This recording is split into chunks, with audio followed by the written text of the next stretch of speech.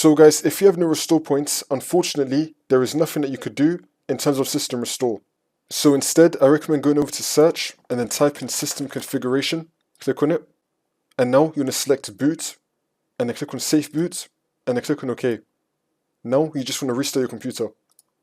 And now once you're on this screen, you just want to think about what could have actually caused the problem that makes you want to go back to your restore point. So for example, is it like a previous update that you installed? Is it a previous program? Or is it a previous driver? If it's a previous update, you want to head over to search and type in control panel, click on it. Now make sure that your view by is set to large icons, and then click on programs and features, and then select view installed updates.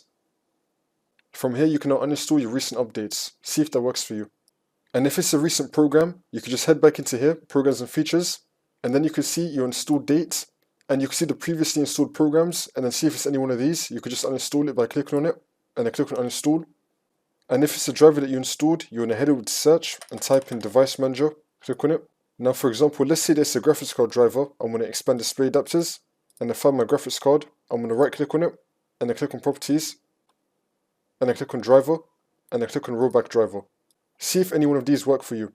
There may also be another reason why you wanted to go to your restore point, and you could probably fix that problem in safe mode.